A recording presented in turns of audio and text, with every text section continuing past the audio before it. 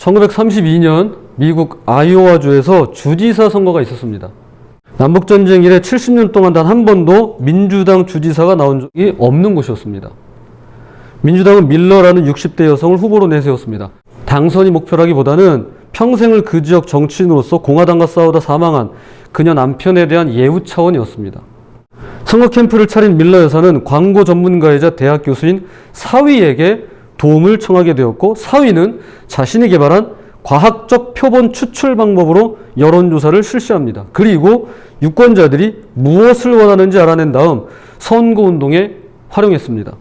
결과는 승리였습니다. 그날 아이오와주 최초로 민주당 후보가 주지사에 당선됩니다. 이 사위의 이름은 후에 여론조사의 아버지라고 불리게 되는 조지 갤럽입니다. 이 갤럽이 했던 유명한 말이 있습니다. 나는 신의 존재를 통계로 증명할 수 있다. 그럴만도 했던 것이 그는 1936년부터 1980년대까지 12번의 미국 대통령 선거 중 단 한 차례를 제외한 11명의 미국 대통령을 미리 알아맞혔습니다. 12명 중 11명을 맞췄습니다. 대단하죠? 자, 이쯤 되고 보니까 한국 갤럽의 여론조사가 어떨지 몹시 궁금해지더라고요.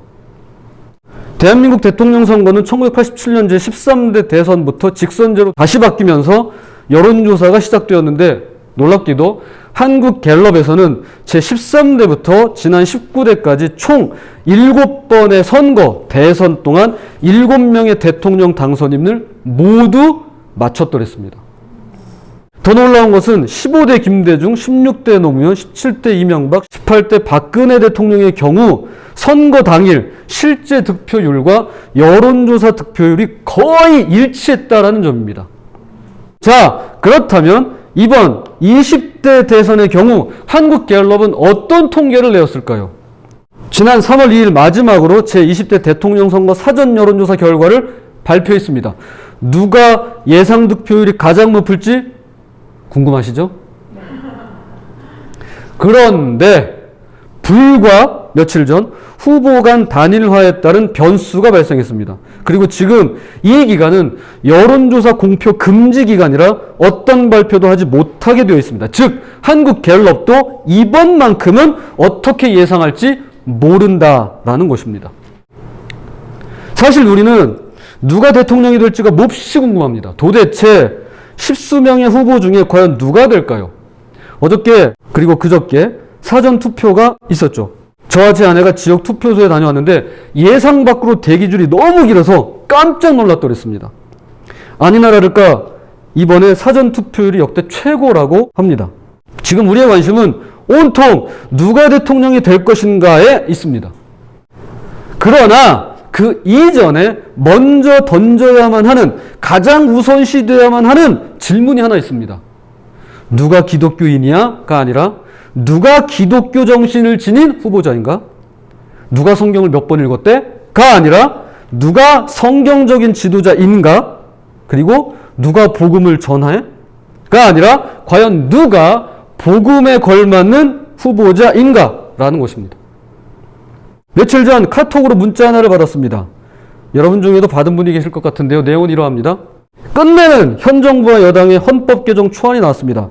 대통령제 4년 연임, 지방분권, 선거 연령 17에서 18세로 하향, 개인 토지 소유권 박탈, 재산 균등 분배, 5.18 세월호 헌법의 명시 등재, 대기업 제재, 자유민주주의를 삭제하고 인민민주주의 등재, 각 구와 동에 인민소위원회 창설, 동네소위원회 구성하여 재판 없이 인민재판 실시, 남한 대통령이 유일체제로 가도록 개정. 이 글을 지금 읽고 계신 분은 제가 보내는 100만 명 중 3분입니다. 각자 아시는 분 30분에게만 보내시면 3천만 명에게 전달됩니다. 이런 작은 노력과 정성만으로도 충분히 나라를 구할 수 있습니다. 지금 대부분 국민들은 통탄스럽게도 데펴지고 있는 냄비 속의 개구리처럼 초기의 따스함과 평온함에 빠져서 아무것도 모르고 있습니다. 국민을 뭘로 아는지 참으로 불쾌하더라고요. 이 내용에 관하여는 괴벨스라고 하는 사람의 말로 대신하겠습니다. 그가 이렇게 말했습니다. 99가지, 99가지의 거짓과 한 개의 진실을 적절하게 배합하면 100%의 거짓보다 더 큰 효과를 낸다. 대중은 처음에는 거짓말을 부정하고 의심하지만 되풀이되면 결국 믿게 된다. 괴벨스는 히틀러를 만들어낸 인물이자 선존선동의 귀재였습니다. 히틀러를 위해 제2차 세계대전의 당위성을 선전했던 그의 선동 덕분에 결국 무수한 사람들의 목숨을 잃고 비참한 삶을 살았더랬죠. 이 글을 보내신 분은 제가 좋아하는 어느 권사님이십니다. 믿음 생활 잘 하시고요. 특별히 형편이 어려우신데도 힘 닿는 대로 남을 돕고 베푸는데 앞장서시는 분이십니다. 권사님께서 저를 무척 아끼셔서 이런 문자를 보내주셨다고 생각됩니다. 그래서 카톡 차단이나 별다른 말씀은 따로 드리지 않습니다. 앞으로도 그럴 예정이고요. 다만 제가 속상한 게 한 가지 있습니다. 우리가 교회를 오래 다니고 신앙생활을 많이 했어도 무엇이 성경적인 지도자의 자질인지, 어떤 것이 기독교 정신에 따른 지도력인지, 그리고 복음에 부합하는 지도자란 어떤 모습인지에 대해서 깊이 생각해보지 못한 채 언론과 여론 또는 아님 말고 식의 루머들과 거짓과 진실을 골고루 버무린 이런 가짜 뉴스들로 인해 이리저리 휩쓸려 다니는 것은 아닌가라는 것입니다. 우리는 예수님을 믿기만 하면 그 사람이 기독교 정신을 지닌 좋은 지도자라고 생각하기 쉽습니다. 또한 교회를 다니고 신앙생활을 하면 그가 바로 성경적인 지도자야 라고 여깁니다. 게다가 공공장소에서 하나님의 이름을 입에 올리기만 해도 그가 복음에 부합하는 지도자라고 속반합니다. 그래서 그랬는지 몰라도 과거 담임 목회자들께서 예배 도중에 또는 설교 시간에 특정 후보를 지지하고 드러내놓고 어떤 후보에게 투표하라고까지 선동하는 경우를 심심치 않게 볼 수 있었습니다. 물론 모든 정치인들이 국회의원과 각 부처의 장관들과 판검사들과 현재 대통령 후보들 모두가 다 교회를 다니고 신앙생활을 하는 기독교인이라고 한다면 그게 가장 좋겠죠. 그러나 속으로 한번 대답해 보세요. 정말 그런가요? 정말 그럴까요? 아니, 실제로 그랬던 적이 있나요? 단 한 번이라도 있나요? 목회자나 교회가 자신의 정치색을 드러내놓고 특정 후보를 밀어주고 투표하면 그분이 바로 성경적인 지도자요, 기독교 정신을 바탕으로 지도력을 발휘하는 복음에 부합하는 정치인이던가요? 그렇지 않습니다. 이건 쉬운 문제가 아닙니다. 교회 다니니까 뽑아주라는 말은 교회 안에서만 우리끼리만 통용되는 말입니다. 교회 바깥 세상은 훨씬 더 다양한 사람들이 살고 있습니다. 다양한 사회, 다양한 지역, 다양한 환경, 다양한 직업, 다양한 문화, 다양한 종교 등 인구수만큼이나 다양한 사람들이 전 세계는 말할 것도 없고 우리 대한민국 국민들조차도 모두 다 다릅니다. 그러므로 기독교인이냐 아니냐를 떠나서 교회를 다니냐 안 다니냐를 떠나서 그럼 누가 기독교 정신으로 복음에 부합한 지도력을 발휘하고 무엇이 성경적인 자질을 갖춘 지도자의 모습인가를 고민하고 기도하며 따져봐야만 하는 것이 누가 대통령이 될 것인가 라는 것보다 우선시돼야만 하는 저와 여러분의 질문입니다. 그런 의미에서 선거를 며칠 앞둔 오늘 아주 조심스럽지만 결코 피해갈 수 없고 피하고 싶지도 않은 성경 속에 등장하는 정치에 대해서 말씀을 나누고자 합니다. 어떤 정당이나 특정 후보에 대한 지지와 후원은 여러분 각자의 몫이고요. 이 시간은 성경 속에 나오는 한 정치인과 하나님의 뜻에 합당한 정치에 대하여 함께 말씀 나누면서 성경적이고 복음적인 지도자상이 무엇인가를 살펴보도록 하겠습니다. 남유다가 바벨론에 멸망하면서 당시 포로로 끌려왔던 사람들 중에 다니엘이라는 청년이 있었습니다. 그는 그곳에서 바벨론의 수호신 벨이시여 그 생명을 보존하소서라는 뜻의 벨드사살이라는 이름으로 개명하게 되고 바벨론 궁에서 당대 최고의 학문을 배우며 정치에 입문합니다. 다니엘은 꿈을 해몽하는 능력을 인정받아 왕의 총애를 받으며 총리 자리에까지 오르게 되고 느부갓네살, 벨사살, 다리오, 고레스까지 모두 4명의 왕 곁에서 바벨론, 페르시아, 메대에 걸친 3대 제국의 총리를 지내게 됩니다. 대단하죠? 4명의 왕에서 3개의 제국을 총리로 지냈습니다. 보통 정권이 교체되면 당연히 물러나거나 소리 소문 없이 사라져야 하는데 다니엘은 왕이 교체되고 나라가 바뀌고 시대가 변하는데도 변함없이 새로운 왕들의 총애를 받았습니다. 정치 생명이 이렇게도 길 수 있을까요? 정말 정치인 중에 정치인이었습니다. 아주 뼛속까지 정치인입니다. 한편으로 보면 그의 정치 인생이 이렇게나 오래 갈 수 있었던 데에는 그만큼 권모술수에 능하고 상황 판단이 빠른 타고난 정치력 때문은 아닌지라고 하는 의구심마저 듭니다. 그는 마지막 고레스 왕 시절 그리운 고향 이스라엘로 돌아갈 수 있는 기회가 있었습니다. 유대인을 비롯한 각 민족의 포로 귀환이 이 시절에 있었죠. 그럼에도 불구하고 다니엘은 고향으로 돌아가지 않습니다. 페르시아 제국에 그대로 남습니다. 그리고 고레스 왕 곁에서 자신의 정치 생활을 이어갑니다. 이런 걸로 봤을 때 다니엘은 궁궐 문화에 빠져 있거나 권력의 맛을 들여서 힘 있는 강대국에 그대로 남아있는 것처럼 보일 수도 있을 것 같습니다. 그러나 결코 그렇지 않았던 것이 그는 언제나 왕 이전에 하나님을 섬기는 자였으며 매사에 규칙적으로 정기적으로 기도하기를 쉬지 않았고 그에게는 늘 정적이 많아서 목숨을 내걸고 정치 생활을 해야만 했습니다. 원래부터 암투가 많은 궁궐이지만 누구보다도 다니엘의 정치 인생은 늘 자신의 생명을 담보로 하는 위기의 연속이었더랬습니다. 포로로 끌려가자마자 식사 문제로 그러했고요. 왕이 꿈 내용도 알려주지 않고 해석해보라고 할 때도 그러했고요. 그의 친구들이 풀무불에 던져졌을 때도 그러했고요.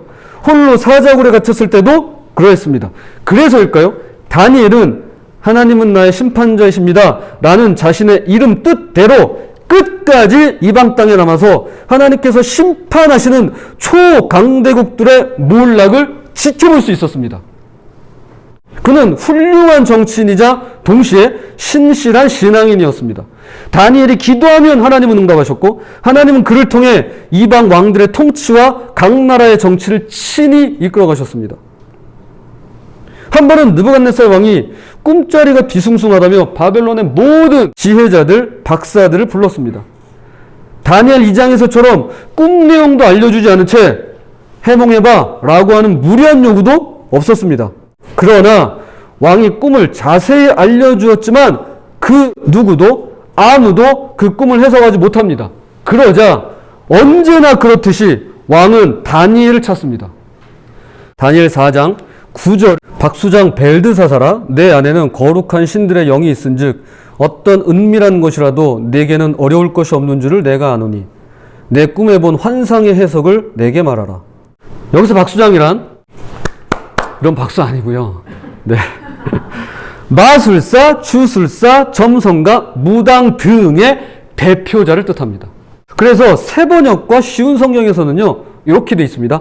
마술사들의 우두머리 벨드사사라 이렇게 불러요. 마술사들의 우두머리였어요. 누가요? 다니엘이. 마술사들의 대장이었어요. 하나님을 모르는 왕이 봤을 때 다니엘은 실력 좋은 마술사요 영험한 주술사일 뿐입니다. 꿈 내용은 이렇습니다. 땅 중앙에 하늘까지 솟은 커다란 나무가 있는데 땅 끝에서도 보일 정도랍니다. 이 나무는 잎사귀가 아름답고 열매가 워낙 많이 열려서 모든 백성뿐 아니라 온갖 짐승들이 그곳에 거하며 쉬며 먹을 수 있더라는 겁니다. 그런데 갑자기 하늘에서 거룩한 순찰자가 내려와 소리칩니다. 저 나무를 찍어내고 가지들을 잘라라. 잎을 떨어버리고 열매를 흩어버려라. 그늘 밑에 사는 짐승들을 몰아내고 가지에 깃든 새들을 쫓아내라. 그러나 그 그루터기와 뿌리는 쇠사슬과 놋줄로 묶어 무성한 풀밭에 남겨두어라. 그가 하늘에서 내리는 이슬을 맞고 풀 뜯는 들짐승들과 섞여 살게 하라. 그가 제정신을 잃고 대신 짐승의 마음을 얻어 7시절을 계속 그렇게 지내게 놔둬라. 다니엘이 다 듣고는 깜짝 놀라서 말을 잇지 못합니다. 곧이어 용기를 내며 다니엘이 꿈을 해석하기 시작하는데 그것이 바로 오늘 본문입니다. 자, 22절입니다. 왕이여 이 나무는 곧 왕이시라. 이는 왕이 자라서 견고하여지고 창대하사 하늘에 닿으시며 권세는 땅끝까지 미치심이니이다. 그렇죠. 이 높다랗고 커다란 나무는 누가 봐도 바벨론 제국의 느부갓네살 왕입니다. 여기까지는 좋았어요. 그런데 어느 순간 하늘에서 내려온 한 순찰자가 이 나무를 베어 없애라고 소리쳤습니다. 자, 그 내용을 한번 읽어볼까요? 다니엘 4장 24절 25절입니다. 왕이여, 그 해석은 이러하니이다. 곧 지극히 높으시니가 명령하신 것이 내 주 왕에게 미칠 것이라. 왕이 사람에게서 쫓겨나서 들짐승과 함께 살며 소처럼 풀을 먹으며 하늘 이슬에 젖을 것이요 이와 같이 7대를 지낼 것이라. 그때에 지극히 높으시니가 사람의 나라를 다스리시며 자기의 뜻대로 그것을 누구에게든지 주시는 줄을 아시리이다. 느부갓네살 왕이 인간 사회에서 쫓겨나 7대라고 하는 일정 기간을 들짐승처럼 지내게 될 거라는 것입니다. 그리고 이 일을 통해 지극히 높으시니가 인간 나라들을 다스리시고 그분께서 모든 나라의 일을 주관하신다는 사실을 비로소 왕께서 깨닫게 되리라는 것입니다. 이제야 왜 그 뛰어난 바벨론의 박사들과 내노라 하는 지혜자들이 왕의 꿈을 해몽하지 못했는지 알 것도 같습니다. 그들은 왕의 심기를 건드리기가 두려웠던 것입니다. 해석을 못한 것이 아니라 해석을 안 했다고 보는 것이 더 정확하겠죠. 누가 봐도 큰 나무는 왕을 가리키고요. 누가 봐도 나무가 잘려져 나가는 것은 왕좌에서 쫓겨나는 것을 의미하는데 누가 감히 자신의 정치 인생을 걸고 사실대로 말할 수 있겠습니까? 그러나 다니엘은 하나님께서 허락하신 꿈인 이상 사실대로 말합니다. 그것도 그냥 꿈 해석만이 아니라 여기서 한 발 더 깊이 나아가 왕에게 다음과 같은 청을 올립니다. 자, 다니엘 4장 27절. 그런즉 왕이여, 내가 아뢰는 것을 받으시고 공의를 행함으로 죄를 사하고 가난한 자를 긍휼히 여김으로 죄악을 사하소서. 그리하시면 왕의 평안함이 혹시 장구하리이다 하니라. 다니엘은 왕에게 말하길, 폐하, 교만하지 마세요. 겸손하셔야 됩니다. 하나님 믿으세요. 그분의 이름을 높여드리세요. 하나님께서 꿈으로 경고하시고 계십니다. 이제부터 신앙생활 제대로 하세요. 예배드리고 기도하세요. 저 따라서 한 문장씩 영접 기도 해볼까요? 이런 말 일절하지 않습니다. 이런 말 하지 않아요. 이건 교회에서나 쓰이는 용어입니다. 설령 이런 말을 잘 알고 사용하는 왕이었다 할지라도 그분이 성경적인 지도자라거나 기독교 정신의 바탕을 둔 지도력을 가졌다거나 복음에 합당한 정치인이냐, 그건 완전히 별개의 문제라는 것입니다. 백날 첫날 입으로 하나님께 영광을 돌린다고 고백한들 하나님께서 찾으시는 지도자는 그런 지도자가 아닙니다. 지금 다니엘은 하나님을 모르는 이방 왕에게, 그것도 자신의 나라를 철저하게 짓밟고 예루살렘 성전을 완전히 유린해버리고 느부갓네살 그 왕에게 하나님께서 원하시는 통치와 그분의 정치에 대하여 아주 예리하면서도 정중하게 직언하고 있는 것입니다. 이렇게요. 왕이시여 공의를 행하소서. 그러면 용서받으실 수 있습니다. 왕이시여 가난한 자를 불쌍히 여기소서. 그러면 사함받으실 수 있습니다. 제가 메시지 성경을 읽어드리겠습니다. 왕이시여 저의 조언을 받아주십시오. 왕의 죄를 끊으시고 이제부터 다른 사람들을 위하여 살아가십시오. 악한 삶에서 돌이켜 억눌리고 짓밟히는 자들을 보살펴 주십시오. 그리하면 왕께서는 복된 삶을 이어가실 것입니다. 다른 사람을 위해 살고 억눌리고 짓밟히는 자들을 보살펴주는 것, 이것이 세상에서 통용되는 성경적인 지도력의 모습입니다. 기독교 정신의 바탕이 되는 지도자의 자세입니다. 복음에 부합하는 정치인의 참 모습입니다. 이게 하나님의 통치고 이 땅에서 실현되어야 되는 정치예요. 그리스도인으로서 우리가 찾는 정치인은요, 신앙을 내세우는 사람이 아니에요. 그가 다른 사람들을 위해 살아가는지, 억눌리고 짓밟히는 자들을 보살피는지, 가난하고 소외된 자들과 함께 울고 웃는 자인지, 그런 거 보는 겁니다. 저는 우크라이나의 zel렌스키 대통령을 보면서 그런 마음을 느껴요. 얼마 전까지만 해도 정치의 정자도 모르고 인기 투표로 당선된 코미디언 출신이라고 사람들이 깔봤습니다. 하지만 지금은 모두가 부러워하는 대통령입니다. 그는 도망치지 않았어요. 영부인과 함께 열악한 환경 속에서 국민들과 나라들을 지켜내고 있습니다. 나만 살겠다고 억눌리고 질받은 자들을 버리지 않고 현재 보살피고 있는 중입니다. 우크라이나 여성 국회의원이 인터뷰하는 모습을 본 적이 있습니다. 그녀의 마지막 말이 인상적이었어요. 그녀가 이렇게 말했습니다. 저는 과거에 저희 대통령을 지지하지 않았습니다. 하지만 지금은 누구보다도 그를 지지합니다. 제가 틀렸다는 사실을 알게 되어 얼마나 다행인지 모르겠습니다. 정치인이 받을 수 있는 최고의 찬사 아닐까요? 한 정치인이 자기가 틀렸대요. 그가 옳고 내가 틀렸대요. 이런 정치인으로서 찬사받는 자가 찾기 쉬울까요? 정치인 중에 이런 분 찾기 힘듭니다. 그래서 더 선택하기 힘들고 그럴 바에야 아무나 찍자 하면서 투표한 경우도 혹 있을 것 같습니다. 그러나 이런 분들을 발견하지 못했다 하더라도 지난 이력과 행적들을 보면서 그나마 다른 사람들 위해 살았던 분, 억눌리고 짓밟히는 자들을 보살폈던 분, 가난하고 소외된 자들과 함께 울고 웃으며 그들을 위해 정책을 펼쳤던 분이 혹시 계신다면 그분을 통하여 하나님의 통치는 반드시 이루어지게 될 것입니다. 이것이 하나님의 통치요 이 땅에서의 정치입니다. 자, 이제 말씀의 결론을 맺겠습니다.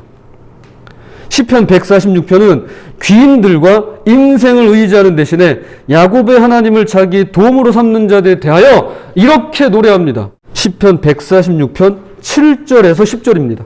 여호와는 억눌린 사람들을 위해 정의로 심판하시며 줄인 자들에게 먹을 것을 주시는 이시로다. 여호와께서는 갇힌 자들에게 자유를 주시는도다. 여호와께서 맹인들의 눈을 여시며 여호와께서 비굴한 자들을 일으키시며 여호와께서 의인들을 사랑하시며 여호와께서 나그네들을 보호하시며 고아와 과부를 붙드시고 악인들의 길은 굽게 하시는도다. 시온아, 여호와는 영원히 다스리시고 내 하나님은 대대로 통치하시리로다. 할렐루야. 이것이 하나님의 통치입니다. 하나님은 이런 방식으로 다스리세요. 여기에 믿어라, 교회 다녀라, 성경 읽어라 이런 얘기 한마디 안 나옵니다. 전도해라, 내 이름 높여라, 찬양해라 그런 얘기 한마디도 안 합니다. 이게 하나님의 통치예요. 그렇다면 우리의 정치는요? 이 땅의 정치는요? 야곱의 하나님께 소망을 둔 자들은 모두 다 하나님의 동역자입니다. 그리고 그분의 통치를 자신의 정치로 이어가는 자들입니다. 부디 그분과 함께 가난하고 억눌리고 연약하고 소외되고 장애가 있고 고통 가운데 계신 분들을 보살피는 대한민국 지도자 그리고 국민 그리고 이 시간 저와 여러분이 되시기를 주님의 이름으로 부탁을 드립니다. 자, 기도하겠습니다.